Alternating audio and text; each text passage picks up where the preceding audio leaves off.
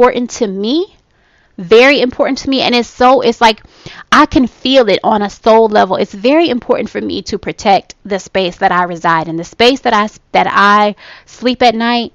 That is a space. I'm so protective of my home and who I allow to come into my home.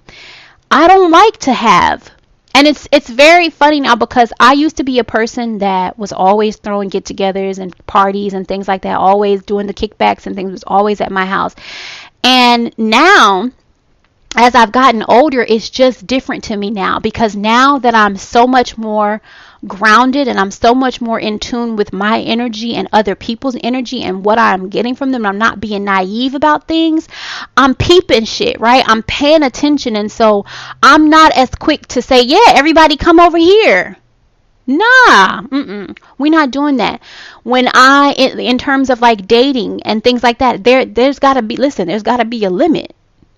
We're not doing sleepovers and things like that. Like, there's got to be a limit. I got to have boundaries. I got to have healthy boundaries for myself until I feel like you're worthy of being in this space that I have created. I created this space, and I have built this space on peace, and I have built this space on my self-love, and I have built this. And so you have to be worthy. People should have to be worthy of being able to just be in your space. And sometimes we make exceptions for people that we shouldn't even make exceptions for. And sometimes we get past that smoothly, but sometimes we have to learn the hard lesson in that. So peace is an inside job. Make sure that you have plenty of that in terms of when you are living alone. That is like this one time, the one space in your life, everything that you have going on, everywhere that you go, everything that you do, the places that you frequent. When you live alone, your home should be filled with peace. My home is quiet, with the exception of, y'all know my little badass dog. With the exception of him, my space is peaceful, and I intend to keep it that way by any means necessary. So, but when you're living alone, you begin to do things like your habits and routines. Let's go there. Like, habits and routines are something that you should be, when you're living alone, you look at those things and look at your habits, because listen, when you start to become self-aware and you start to become intentional about like your healing journey and just growing to be a better person, when you become like more intentional about that and you take it serious, like, you want to start looking at your healthy habits and your not so healthy habits, your bad habits and your good habits. Because those bad habits, before you should even be thinking about trying to coexist and cohabitate with somebody else, you need to start working on some of the bad habits. Some of the things that you don't want to bring to the table, to the literal table of when you are sharing a space with someone else, right? Stay with me. So when you're living alone, you create these routines for yourself. And the good part about that is that you're able to create these routines at the convenience of you and your life. You're able to create these routines so much so that, like, it's like second nature, and you don't have to worry about anybody else at that time. It's about your routine. If you want to get up, if you are, as they call it, what, the 5 a.m. girlies, if you become one of the 5 a.m., like, you're not disturbing anybody, you get up, you do what you need to do to start your day at 5 a.m. You're able to build these routines, and they're all centered around you. You don't have to consider anything or anybody else. Take note of that. Appreciate that. I want you guys to appreciate the things instead of thinking about living alone as like blah, boring, lonely, hard, bills. Think about the fact that you get to create your routines,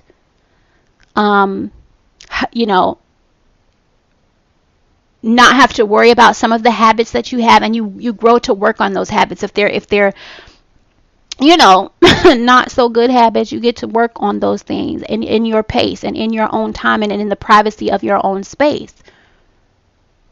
So those are good things, right? That's a good thing. Your space is such a beautiful thing to be able to take your space, and do with your space what you want. Whether that is in the actual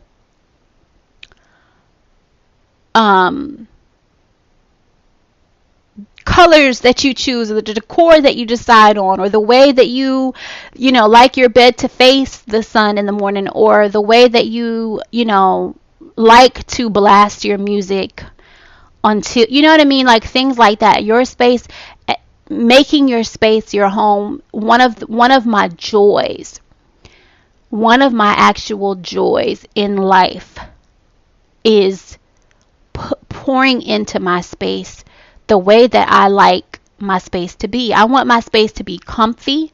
I want it to be cozy. One thing that I always hear from people that have come into my house, that they always tell me, they say, oh, it's so cozy in here. They feel that when they come in there. That is the ambiance, and that is the vibe, and that is the energy that you get when you come into my home. It is very cozy. It's cozy, it's quiet, it's clean, it's comfortable. That is what I've created.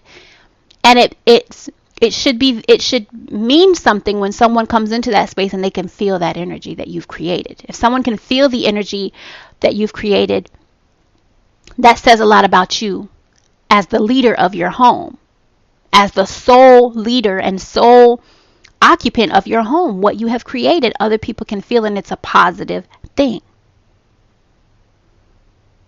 We have to continue to work to grow, to build ourselves, to become better versions of ourselves. And when you live alone, you have the space to do the work, to do the actual work. And by that, when I say that you have the space to do the work, like, let's talk about your healing journey. When you're going, like, if that applies, when you're going on your healing journey, or whatever journey it is that you were going on, you have that space to go through those things. I'm going to be real transparent with you guys, because I talk about this often. I talk about me being on a healing journey, which is what inspired this current solo season series. But being on a healing journey, shit got ugly for me. Shit went up and down, and it went to the left, and it veered off to the right, and it went backwards. And then I went forward, and it's like I took a step here, and then I tripped up over here. I busted my ass there. My healing journey was a little bit all over the place, but I needed it to be that way, and I wouldn't change anything about it. And that journey that I went on, with all of those twists and turns and things like that, got me to the version of myself that I am today. The healed version, the healing version. I never like to say that I'm totally healed, because I feel like it's an ongoing thing. I feel like we're always healing. But it got me to be in the space that I am today, which was very different almost 2 years ago.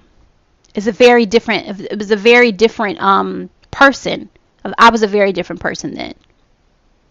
And I've grown a lot, and I've seen my growth, and I've seen that through the healing journey. And so I needed to be able to have those days and those nights where I had my breakdowns, and I needed to be able to do that freely and comfortably, and not worry about anybody not understanding my emotions, or not understanding my attitude for the day, or not understanding why I just didn't talk for the day. I had days in my healing journey where I didn't even speak. I didn't even open my mouth. But that was okay, right? That was okay, because I didn't have anybody that I needed to speak to. I didn't have anybody that I needed to explain why I am in silence all day, because I needed to be in silence. I needed that. I needed to be intentional about having my days where I was just trying to be in silence and just hear what I needed to hear. You can't always do that when you are cohabitating with someone else. You gotta talk, even if you gotta talk about what the plans for dinner are, or talk about the bills if it's a roommate, or just whatever, or talk to your kids, or just, you know what I mean? Like, you can't always do that. But I had my days where I was intentionally silent, because I needed to be silent. I needed to, no music, no TVs, no nothing going on, just my thoughts was all that I could hear. And I needed that. So I had the space to do the work. Right? When you live alone, you have to, as we talked about, trusting yourself, you also have to have confidence. And I think that that's built through the trust that you are building for yourself. Confidence. There's confidence.